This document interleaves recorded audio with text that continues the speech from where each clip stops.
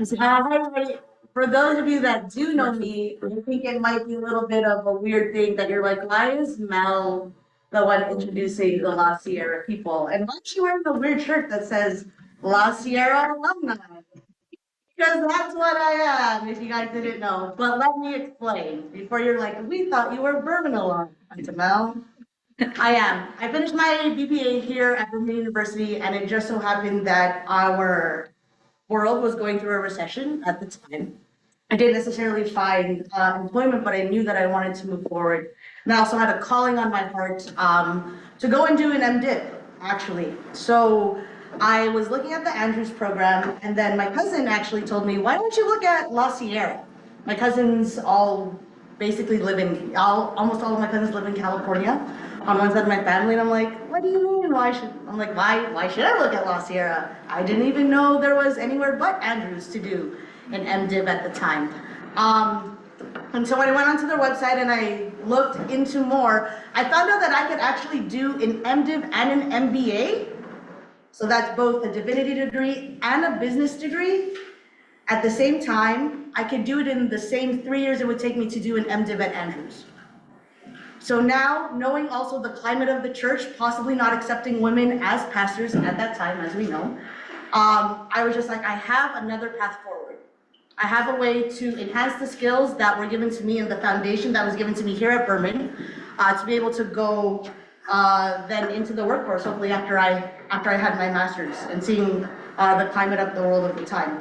And I can honestly say it was an amazing experience for me at La Sierra. I will introduce you to these two gentlemen in a second, but let me also paint you a small picture of why what you do here in our School of Business is important for your future. I was sitting in a class, my very first MBA class at La Sierra. It was a marketing class. Here at Berman, you probably only have to take one marketing class. We don't have the specialization. But I was sitting in this class with a man named Dr. Riscala. That's who it was. And he was teaching, and I was engaging with the content. And we had a break during the class because it was a 3-hour class. And he goes up to 3 students and he tells them, "You're not supposed to be here." And they're like, "What do you mean?" He's like, "You did not take the prerequisite class to be in this class." And so they were like, deer in the headlights, like, we don't know what to do. Towards the end of that break, I went up to him and I said, "Dr. Riscala, I did not take the prerequisite class to be in these classes." He's like, "No, but it seems like you have the foundation to know what's going on." And that foundation I got here from Berman. Okay, so as you think about those next steps, think about the foundational things that are being taught to you here by your professors. Now, I get to introduce these lovely two gentlemen, Kevin and Josh. They are coming to us from the Zapara School of Business, and this place has it's very dear to my heart, only because I got to break ground on the School of Business there. I was essay president at La Sierra during my time there for a couple of years.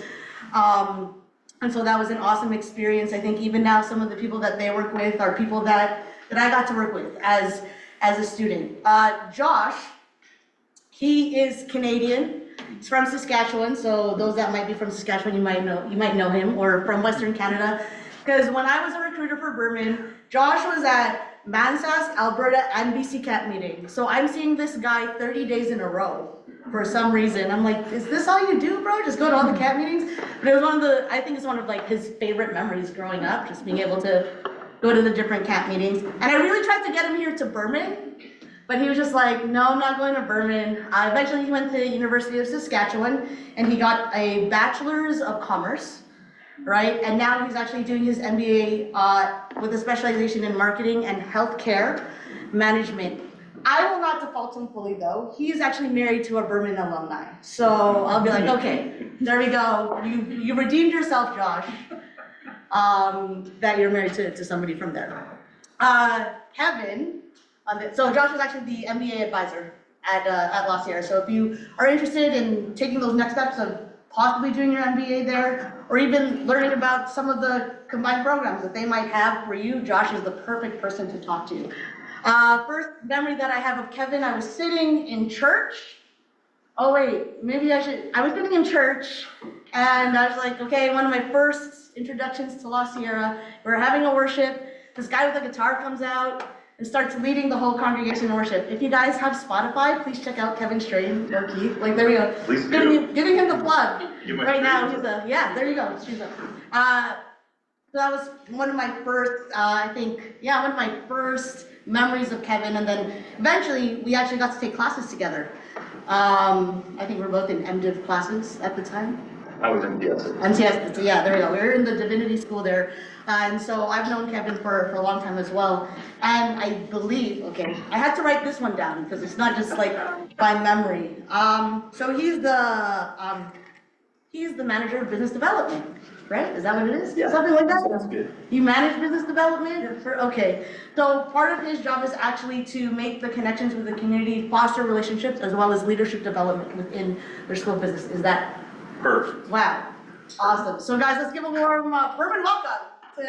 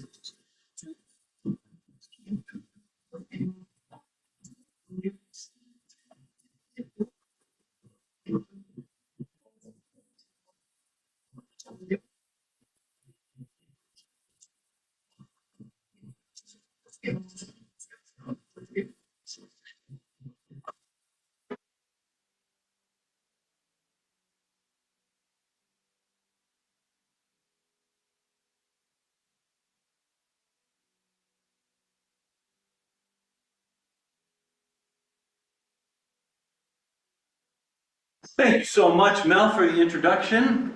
Thank you to the School of Business, Dr. Michelle, Amira, every single piece of help. We've been welcomed here. This has been fantastic. And I gotta tell you, I'm sold on Berman. It is beautiful here. It's a little cold for Southern California like myself, but it is gorgeous. I really enjoyed our visit here. We got in Monday, it was fantastic. Those scenes you see behind me happen mostly all year round. I know we talk about weather quite a bit, but if you're into wearing shorts and t-shirts to work like Josh does, consider it. Josh and I represent the Graduate Studies program at La Sierra University at the Zapara School of Business, and I want to tell you a little bit where I come from, because you saw it. You saw it not only in the palm trees, but in the excited faces of students coming down the tunnel of SoFi Stadium. If you follow the National Football League at all, you'll know that's where the Rams and the Chargers in Los Angeles come out.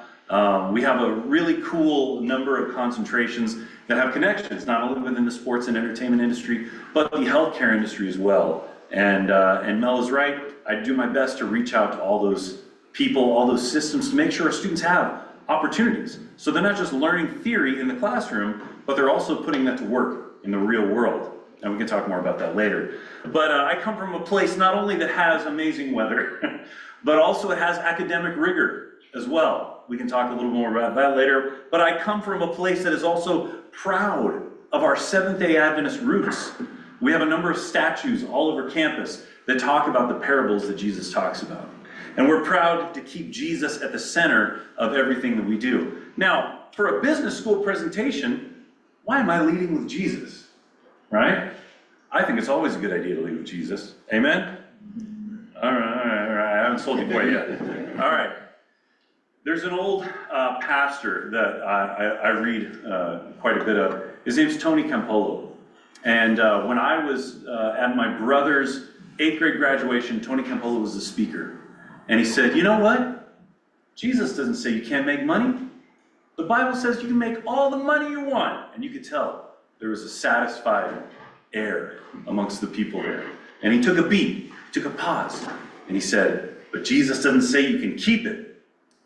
And everyone in that crowd was visibly disturbed, because they were in the healthcare industry for the most part. It was Loma Linda, California, and that is a shocking thing to say. However, why we lead with Jesus is because one of the many things Jesus talked about was the kingdom. He talked about that all the time, but coming in second place with money. Jesus talked quite a bit about money. And I've seen churches fail.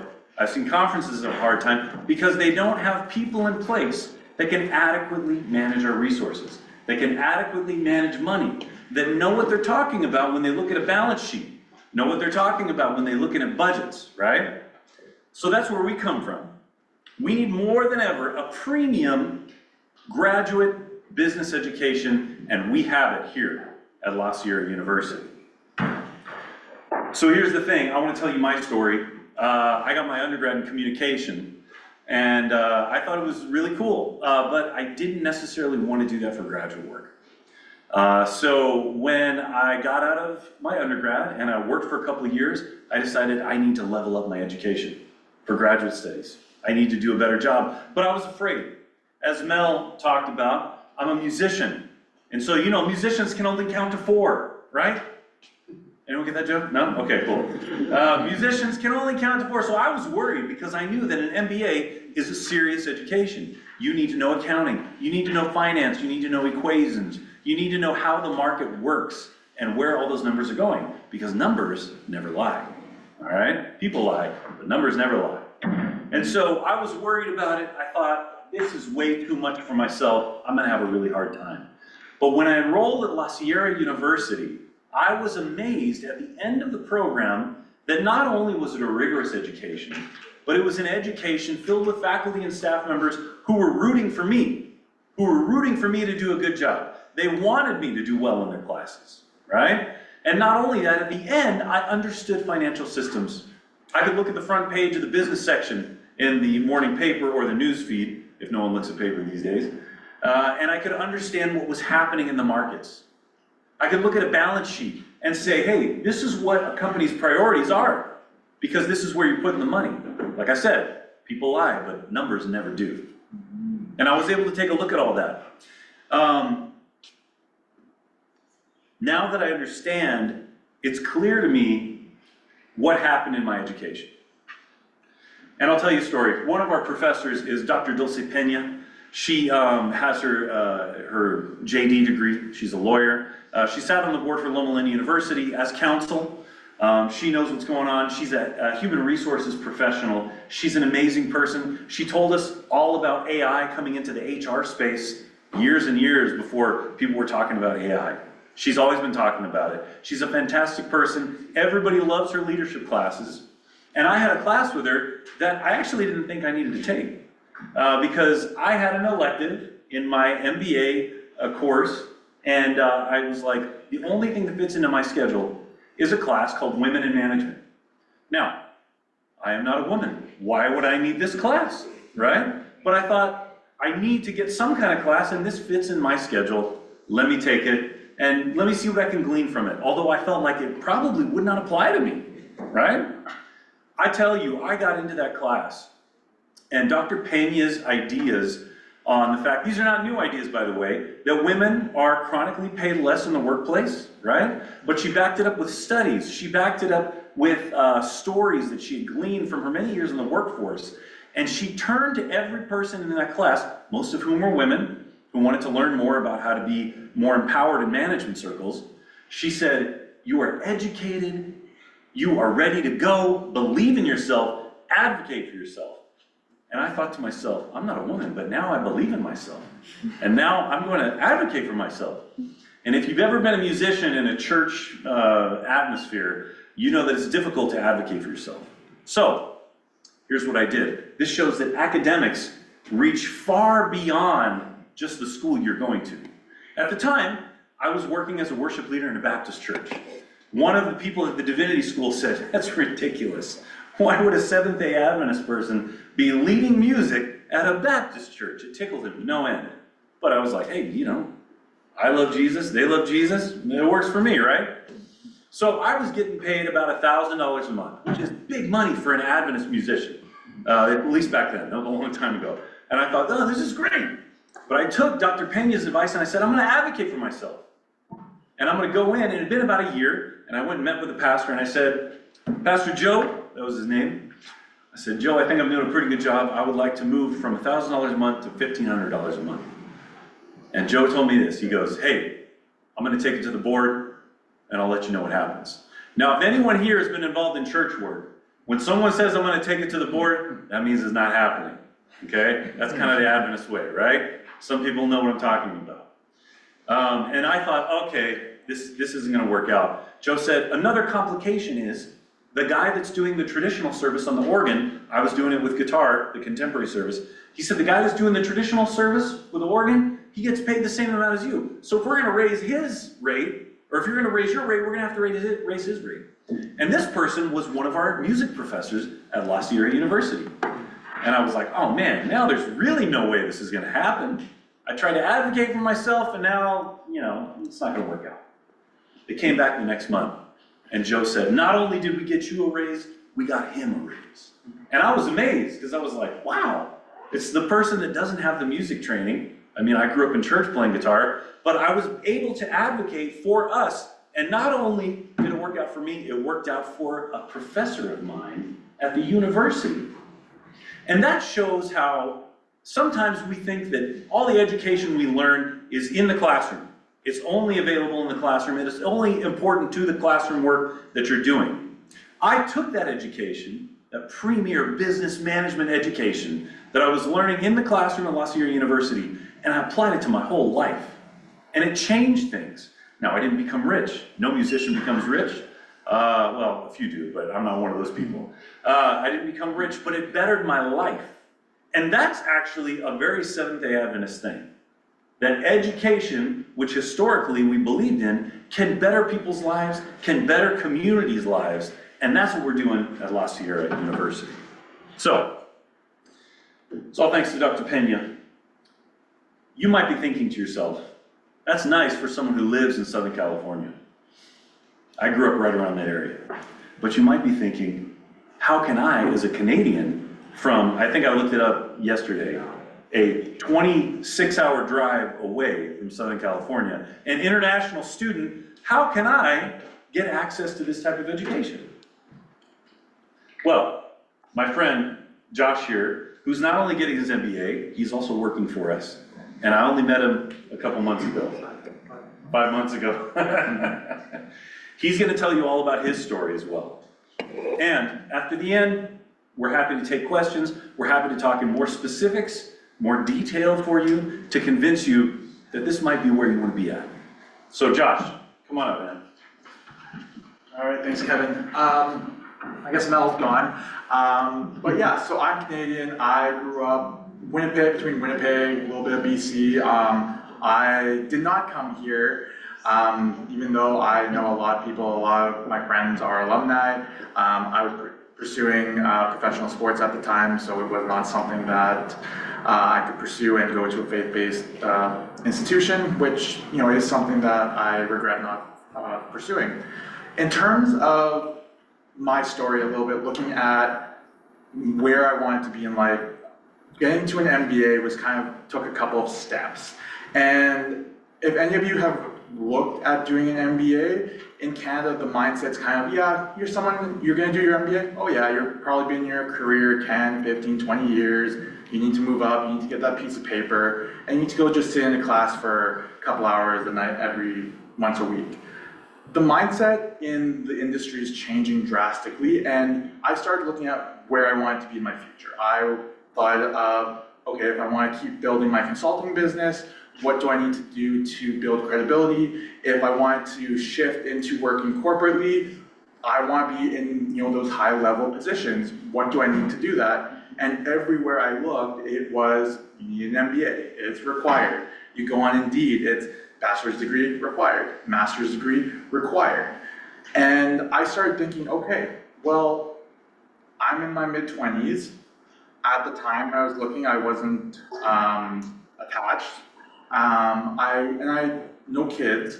And it was like, okay, well, this could be a good opportunity, but I want to find somewhere, I wanted somewhere where, like, you guys are enjoying any networking events that you might be doing, it's not surrounding going to a bar, going and getting drinks, and the networking is seeing who gets hammered as quickly as possible. That wasn't the type of mindset I wanted in my education. So I started looking at advanced institutions. Question, before we came here and you saw us around, how many of you had heard of La Sierra University? Just raise your hand. Okay, that's more than I had expected, for sure. Growing up in Canada, I'd never heard of La Sierra University, and I'm Adventist, born and raised. I'd never heard of La Sierra, and it was actually at BC camp meeting, the camp meeting where I'd seen Mel all throughout middle school and high school, who was always like, hey, come to Berman. I was like, maybe. We had our pastor Icky, who's the head pastor of La Sierra University Church. He actually was the speaker in the Wave Tent. And I was like, oh, super interesting. You know, I'm wanting to do my MBA. At the time, I'd kind of come across La Sierra, but hadn't really started looking into it. And he was like, yeah, you know, someone who's on my board, my boss, or our boss, Heather, she's on our board and she's in charge of the MBA program. So being that we are a smaller institution, he's like, yeah, I'll put you in contact. Here's her number. Text her, I'll let her know you're contacting her. And I kind of went through a very informal way of applying for an MBA. It was kind of like, yeah, you're good to go, but you know, you need to apply. But I started doing my research first off. It was really important to me that I go to somewhere that has a high standard of education. Obviously, accreditation is important. I want to make sure that whether I decide to go further into a PhD, that I would be able to do that. And more importantly, just going to a university that people are like, okay, yeah, that's an accredited university, you know what you're talking about. So I started doing research, and for the graduate level, the Zapara School of Business is incredibly connected. Kevin mentioned some of the different connections we have in sports and health, but that reaches into a lot of different industries. We have alumni who are CEOs, CFOs, pretty much across the board at corporate level positions, and that really attracted to me. Beyond that, I wanted to go somewhere that I could build myself up. I'm a bit of a serial entrepreneur. I've run and had multiple businesses since I was in high school, and I wanted to be somewhere that I could pursue that. Now, as an international student, there are a lot more hoops to jump through in order to do that, but the school and the dean specifically gave me the resources to be like, hey, give this lawyer a call if they can't help you, you know, this one. And now I'm in the process of doing stuff legally so that I can open my consulting business and pursue some of the different product designs. Of course, I didn't know all of this when I started looking at my MBA and thinking about what I wanted my future to be. But on a school visit, which, how many of you are in your third or fourth year? Okay, so a decent number of you. I was actually able to go down to La Sierra and visit the school. I did a little bit of a longer trip than most people did because as working for myself, it's like if I need to be gone for 2 weeks, I can be gone for 2 weeks and I can still do everything remotely. But while I was there, I got to sit on a couple classes where we actually have a leadership colloquium that's taught by people who work for Adventist Health, which if any of you are interested in working in healthcare, we have really strong connections. And I got to see that the connections to the industry are important. Beyond that, the professors actually knew people's names. You guys are lucky going to Berman. I'm sure your professors know you guys by name, and if you miss class, they're gonna call you out on it. And that was the same thing. I was just a number in my undergrad. Going back and trying to be like, hey, I need a reference letter for a job. They're like, who are you again? And I'm like, I was in your class like not even 2 years ago. And you know what? That makes a difference. So being able to combine that ability to be known and people who actually want help, my professors are like, hey, when you're up and running, we'll help you get clients because I don't have a huge network in Southern California. I can't think of anywhere else that would do something like that. Obviously here your professors care about you a lot as well, so they'd help you, and that's the same case there. When I went down to visit, we have, like you guys actually have in the library, we have a makerspace. And our professors, we have some professors who are very passionate about business and about helping students, they have a whole ideation space. So if any of you have ever thought about running your own business, if you have a product idea, it could be something as simple as an attachment for doing makeup, anything like that, you can go there and say, hey, this is my idea. They'll help work you through the process of, okay, let's come up with a 3D rendering, let's print it, let's go through what everything would look like, let's start doing prototyping, and if you build a business plan and you go to the dean, often more times than not, you'll be like, all right, I'll either put you in contact with angel investors, or I'll give you the money to get started right off the bat. He has an open door policy, and walking in, I was amazed my first day. I was jet lagged, I was tired. I ended up spending about an hour with the dean of my first day there, and he has a wall in his office that's all products that have been developed by students in the business school. So for me as an entrepreneur and having constantly ideas that sometimes keep me up at night, which, you know, thank goodness for melatonin, that was really attractive to me. And then of course, it doesn't hurt that within about a 2-hour drive, there's about 12.5 million people. So the opportunities going and doing your MBA there, you can be connected to so many different firms, and the benefit, if you think about the long term, I want, you know, like Kevin said, it's okay to make money. I want to do well for myself. I want to be able to support my family and be able to not worry about where my next paycheck is coming from. Yeah, doing a master's in a place like that, you just build connections. I've been there for 5 months, and I feel like, okay, like I'm ready to go. I still have time left on my degree, and I'm excited for that. But at the same time, I'm excited to keep building connections. And with the foundation that you guys are learning in class here, taking that to the next level is just gonna set you guys up for life. Statistically, if you want to talk numbers, for someone who gets a master's degree, the average additional income that you'll make in your lifetime equates to about $2.5 million. So think about if you do that sooner, that just compounds. Other than that, you know, for me, going back to my story a little bit, there was a lot of prayer involved. I wanted to go to a faith-based institution. I didn't do that in my undergrad, which in hindsight, I wish I had. I have, like I said, I had friends here and had the opportunity to come here even for a semester to play volleyball with friends and take some classes. I didn't, I wish I had.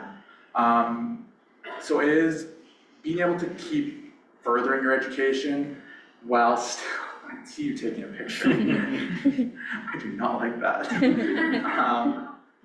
At least one fun. Man, you're pitching your product. Get out there.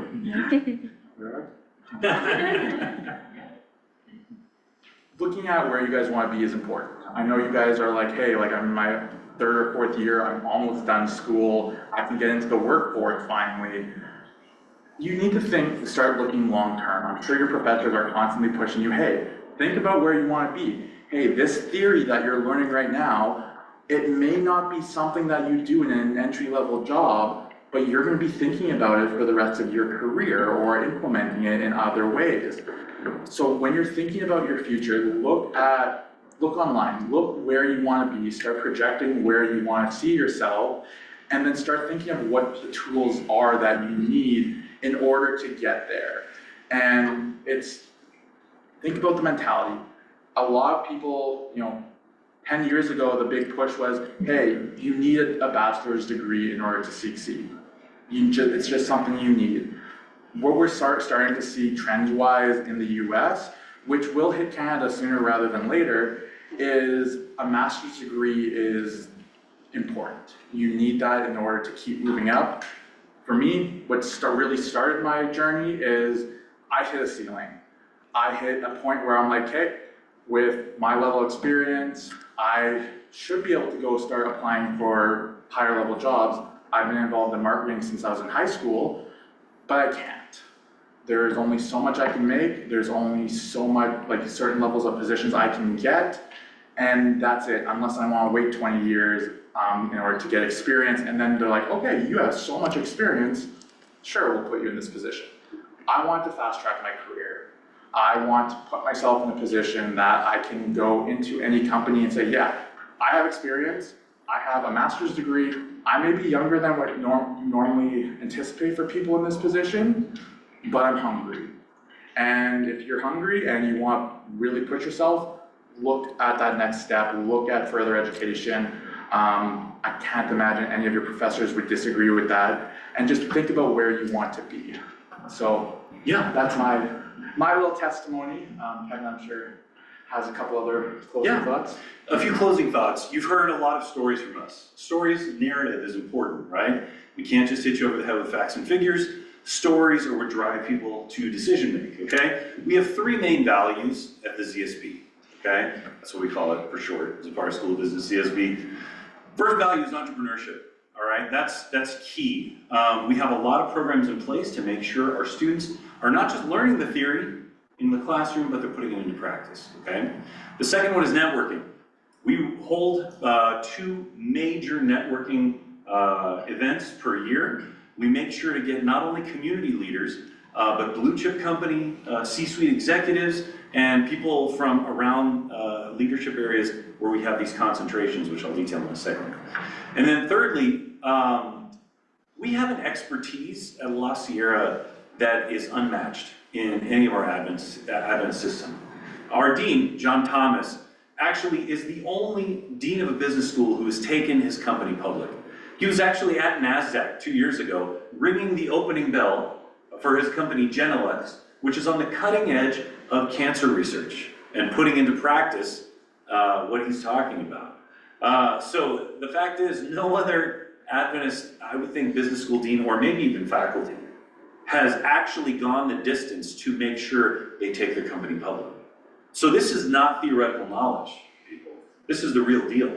Working in the market, looking for opportunities, making sure that not only the dean and the faculty have those opportunities, but our students also have the opportunities to make connections with those kinds of people who are really making money, okay? Oh, I wanted to talk about our 4 concentrations. So our 4 concentrations for the ZSB MBA, for the cohort program, I should say, graduate study, is healthcare management. We've been working with Advent Health, Loma Linda University Health, and some local health systems as well for over 25 years, okay? We know how to do this. We have many of our students and alumni, not only in internship and residency programs, but also in the C-suites of many of Adventist Health hospitals all over the country, even Advent Health hospitals all over the country. So we have a good relationship there. If you're interested in healthcare management, we have a wealth of information for you. The next one is business analytics. This is a new concentration because the future is data, right? You gotta be able to learn how to understand that data and also get a premier business education as well. Our third concentration is HR management. HR managers are never going away. That's gonna be a steady, stable job for a long time. You wanna be at the top of the heap when it comes to your business knowledge. And our fourth concentration is sports management. Because in Southern California, we are in the heart of sports and entertainment. As I said, we already have alumni and students in major sports organizations. We have many students right now working for the LA Clippers, which is basketball in Los Angeles. I went to school in my undergrad in the business school with Brian Wright, who's the GM of the San Antonio Spurs. He's the guy that signed Wemby, if you're into basketball. So he's gonna come, we're actually gonna retire his jersey sometime in the next year. So he's gonna bring a bunch of family members, maybe even some players, we don't even know. But we're gonna do that next year, or yeah, I think it's next school year. Yeah, it's supposed to be earlier this year, but if any of you heard about the LA fires, Yeah, we felt it would be inappropriate to hold an event like that while that tragedy was going on. Yes, and the other big name that we already have students in is LA Galaxy, the Major League Soccer organization in Southern California. We have a student who graduated with a sports management MBA a year and a half ago, and he's already an account executive with them. They won a championship in MLS last year, so we were really excited about that. And what? He got a ring. Yeah, he got a ring. Yeah, absolutely. And he's a La Sierra alum. We're super proud of what he's doing. He's also paying it forward because he got one of our current student workers an internship in the organization as well. Who's Canadian, actually? Not me. Oh, this guy's Canadian? Oh, I thought you were asking. No, I was like, I'm gonna apply, but I'm sure everyone else applies. Anyway, all of that to say, we're happy to talk facts and figures, numbers with you. What are specific classes? We have all this information available for you, not just digitally. Of course, we can email it to you, but we have it in person as well. So if you're interested in that, let us know. Yeah, and just to touch a little bit on the foundations that Mel mentioned, a nice thing about you guys doing your business, your BBAs, right? Yes, here at Berman, is because of those business classes you are taking, you guys are gonna end up waiving a number of our foundation classes, which just shortens your time. So I had mine waived, and to give you guys a little bit of numbers, just so that you guys have that, a typical MBA, while you can do it in 10 months, it's chaos, and I do not recommend it. But the typical you're seeing is about 18 to 21 months. So under 2 years, you get your master's. In that, you get either our practicum options that you can do, and cost-wise, we can go into specific figures kind of one-on-one because everyone's a little bit different. But when I was doing my research, looking at schools here in Canada for an MBA, with the scholarships that we have available for students, especially Berman students, your cost is going to be very similar to doing an MBA in Canada in Canadian. So my cost for tuition, it's comparable to going to U of A or U of C, but I don't have to deal with snow all year round. So it was definitely a big plus for me knowing that there are scholarships available for that. And as international students, as Canadians, we really want to work with you guys so that we can give you the most opportunities so that you can come down, take advantage, build on the foundations you guys are learning here, and just elevate and take your careers to the next level. Yeah. Oh, one more thing. I know Mel already talked about it, but you're able to double dip with the School of Divinity and the School of Business. So what I'm doing, actually I'm finishing my MDiv this year. I have my MBA already. And what you can do is you can credit share. So up to 24 credits can be applied to both programs. So it's really cool. Mel was able to do her MDiv and MBA in 3 years. She was full-time. I did it slightly part-time, so it took me a bit longer. But if you're interested in that, the cross-section of business and ministry, happy to talk to you with that as well. Do you want to take questions? Yeah, do we have any questions? Yes. Josh, you said you had several businesses. Yes. In high school, were you in several businesses in high school? Sure. What did it take to start those businesses? What were they? And did you have like a large network? Right, in high school, how did you reach out to one?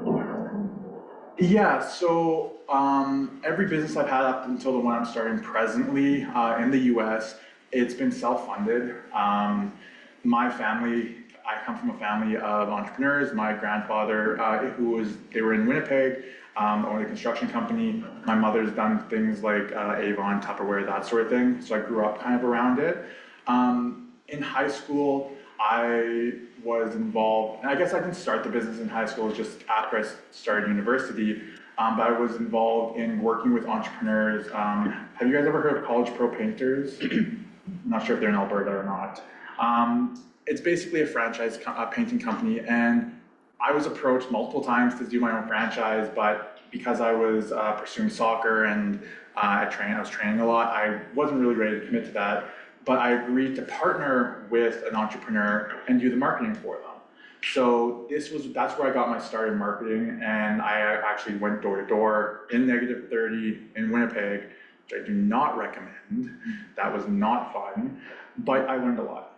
After that, the first business I started was when I was in my first year of university. I was at the University of Winnipeg, and I saw that there was my mother had always been involved in coupon books, and it's like, it's a great fundraising opportunity, great way to save money. And I thought, hey, university students like to save money, and I loved local businesses.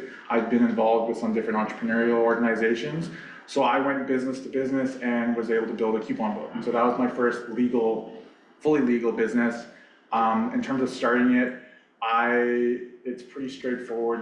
You go online to register your business with whatever provincial government you're with. I do recommend looking for an incubator within Calgary or Edmonton. So these are organizations that will help you start your business and get resources. because every province is a little bit different in terms of what you legally require. So that was my first business. I unfortunately had to shut that down after I was able to do quite a number of sales throughout Winnipeg.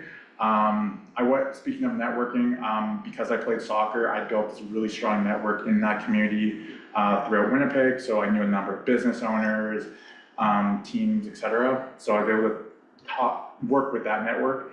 And because of the way I structured it, the only real cost to me was my time and gas. I had businesses that I partnered with fund everything else with the business.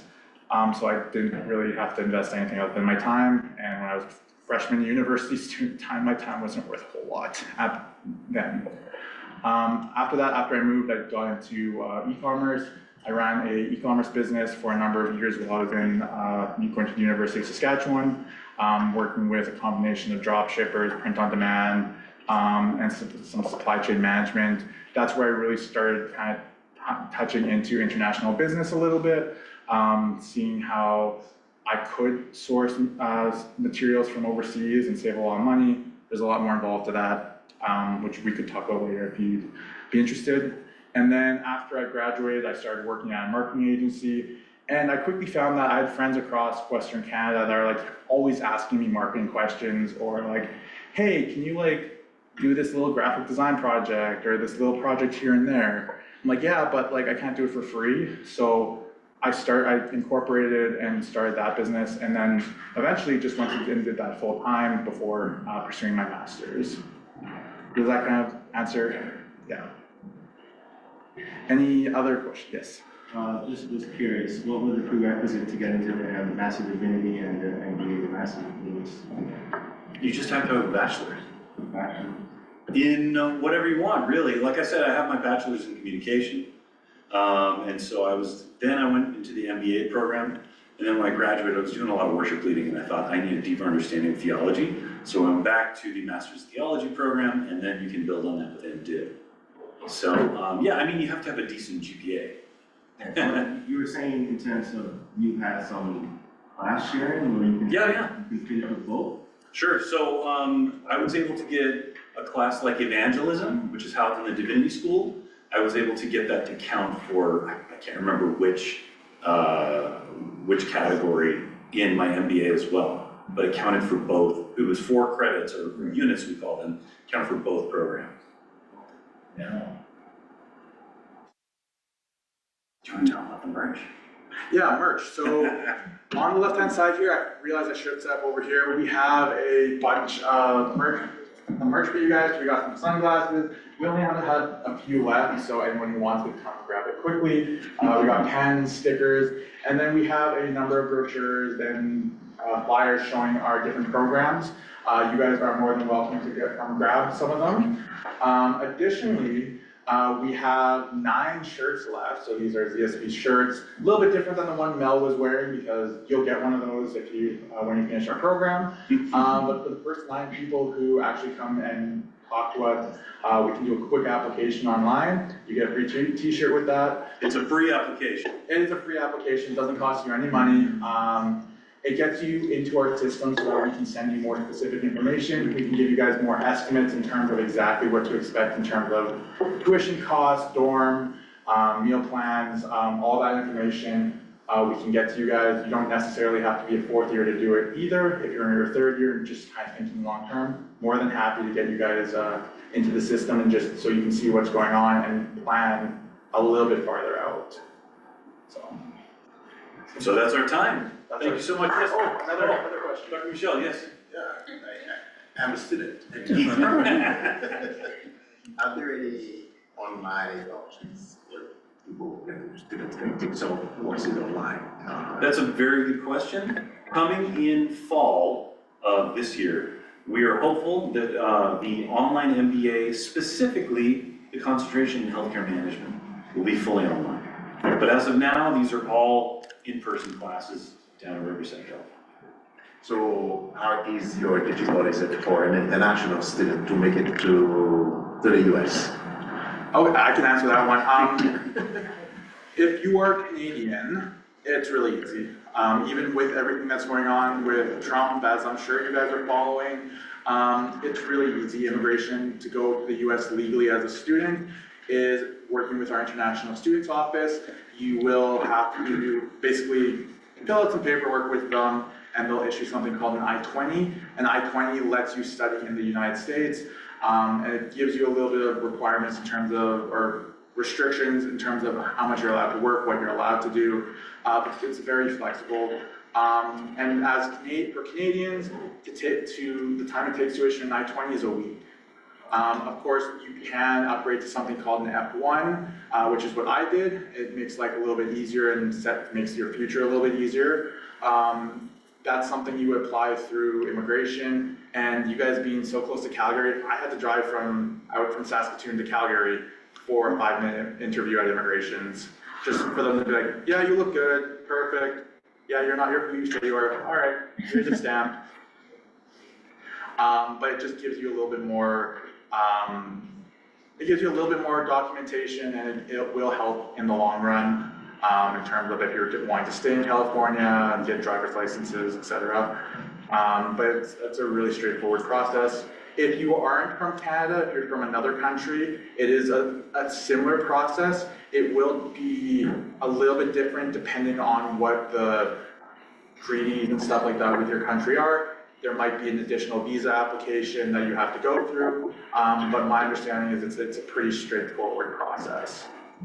And for international students, when you do complete your degree, you get, at the end, you get OPT, which is a year, it stands for Optional Practical Training. It's time where you can get training if you want, or you can look for a job within the States and then, transition your student visa into maybe something else. But for 3 of our concentrations, there's the standard 1 year of OPT. However, because business analytics is STEM designated by the United States of America, you would actually get 3 years of OPT after you complete that specific concentration. So that's really touching into just how long you're allowed to be in the States without having to transition into H-1B is the most common visa as a working visa, green card, so on and so forth. 3 years gives you a lot of time, and especially with business analytics. All our other programs, including our traditional programs, marketing and finance, it is a 1-year OPT. But realistically, it's very easy to get to the country. I'm just asking questions for students. Yeah, are there any admission scholarship? Students get that admission program? That is a fantastic question. So, in United States dollar, we price this at $777 per unit. But for everyone that joins the cohort program, they get a 35.5% scholarship. Except for business analytics, they only get a 25% scholarship. But everyone else that takes your per unit costs from $777 to $500 per unit, which means for the entire program, you're not paying more than $30,000, excluding fees to move down here and books and rentals and things like that. That's a whole other ball of wax. But yeah, it's a really affordable program, and it's a premier values-based Seventh-day Adventist education. Thank you for that question. Any other questions?